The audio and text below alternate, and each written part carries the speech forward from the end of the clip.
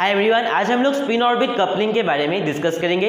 इसमें एक डिराइवेशन है जो कि एग्जाम पॉइंट ऑफ व्यू से इंपॉर्टेंट है। तो पहले हम लोग समझते हैं कि स्पिन ऑर्बिट इंटरेक्शन या कपलिंग किसे कहते हैं। यहाँ पर देखिए, एक पार्टिकल के पास अगर स्पिन मोशन के साथ साथ ऑर्बिटल मोशन भी है ना, और वो दोनों अगर इंटरेक्ट कर रहा है उसे हम लोग कहते हैं स्पिन ऑर्बिट कपलिंग। बेसिकली वो जो पार्टिकल है, यहाँ पर इलेक्ट्रॉन की हम लोग बात करेंगे, है ना। आप लोगों को पता होगा कि जो इलेक्ट्रॉन है वो ऑर्बिट पर घूमता रहता है ना, ऑर्बिटल मोशन है, साथ में वो अपने एक्सिस के अबाउट स्पिन भी करता रहता है, जिसकी वजह से स्पिन मोशन भी होता है। अगर वो दोनों है ना एक दूसरे के साथ इंटरेक्ट करता है तो एक एनर्जी प्रोड्यूस होता है जिसको कहते हैं हम लोग स्पिन ऑर्बिट इंटरेक्शन एनर्जी, और इसे हम लोग डिनोट कहते हैं डेल ESL से, है ना। और यही हम लोग को आज डिराइव करना है। आप लोग को एक बात पता होगा कि जो मोशन होता है वो रिलेटिव होता है ना।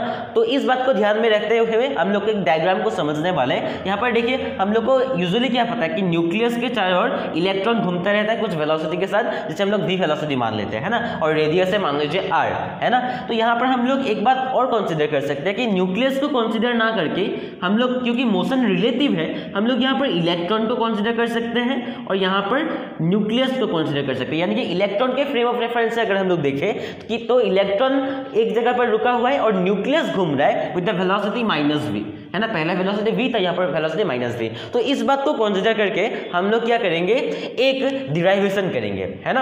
आपको पता होगा कि जो स्पिन मोशन है इलेक्ट्रॉन का, उसकी वजह से एक मैग्नेटिक मोमेंट प्रोड्यूस होता है, और जो ऑर्बिटल मोशन है उसकी वजह से क्या होता है, एक मैग्नेटिक फील्ड प्रोड्यूस होता है। एंड आप लोग को पता है इलेक्ट्रॉन का स्पिन मोशन की वजह से स्पिन मैग्नेटिक मोमेंट प्रोड्यूस होता है, और ऑर्बिटल मोशन की वजह से जो मैग्नेटिक फील्ड प्रोड्यूस होता है, एक्सटर्नल मैग्नेटिक फील्ड, ठीक है ना। तो उन दोनों अगर इंटरेक्ट करता है, वो दोनों अगर इंटरेक्ट करता है, यानी कि स्पिन मैग्नेटिक मोमेंट अगर मैग्नेटिक फील्ड के साथ इंटरेक्ट करता है तो एक एनर्जी प्रोड्यूस होता है, पोटेंशियल एनर्जी, जिसे हम लोग कहते हैं डेल ESL डैश, है ना, डेल ESL डैश, है ना। तो यहाँ पर हम लोग किस फ्रेम ऑफ रेफरेंस से बात कर रहे हैं, इस फ्रेम ऑफ रेफरेंस से कि जो न्यूक्लियस है वो मूव कर रहा है, इलेक्ट्रॉन रेस्ट में है। तो उसका जो फॉर्मूला होता है एंड पोटेंशियल एनर्जी का, वो होता है minus of mu S vector dot B vector. यानी कि दो क्या इंटरेक्ट करता है, एक तो स्पिन मैग्नेटिक मोमेंट इंटरेक्ट कर रहे थे, एक मैग्नेटिक फील्ड इंटरेक्ट कर रहे थे, ठीक है ना। तो ये दोनों का फॉर्मूला इस तरीके से बनता है। यहाँ पर देखिए, जब हम लोग ये टॉपिक पढ़ रहे थे कि magnetic moment, spin magnetic moment, orbital magnetic moment, तब हम लोगों ने ये इन दोनों को डिराइव किया था। यानी कि म्यू एस वेक्टर के लिए जो फॉर्मूला है ये वाला,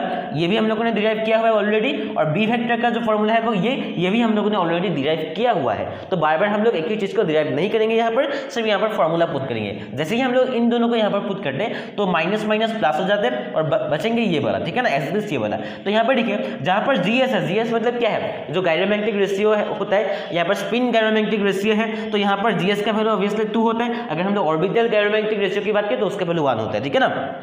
और म्यू बी का वैल्यू क्या है, बोर मैग्नेट्रॉन का value EH vector by twice m, और इसको भी हम लोगों ने डिराइव भी किया था साथ में, ठीक है ना।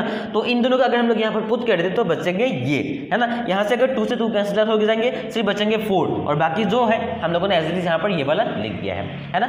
ये हम लोगों ने इस फ्रेम ऑफ रेफरेंस की बात की थी कि इलेक्ट्रॉन रेस्ट पर था। अगर हम लोग न्यूक्लियस को रेस्ट पर रखते हैं, जो कि यूजुअली होता है, न्यूक्लियस रेस्ट पर होता है, इलेक्ट्रॉन मूव करते रहते हैं, तो डेल ESL डैश का जो वैल्यू है डेल ESL बन जाता है, लेकिन जो फैक्टर है वो हाफ पर रिड्यूस हो जाते हैं। जो डेल ESL डैश का वैल्यू है उसका अगर हम लोग हाफ कर दे, है ना, वैल्यू अगर हम लोग मैग्नीट्यूड को घटा दे तो ये वाला ये बन जाते हैं मैग्नीट्यूड के फॉर्म में, ठीक है ना।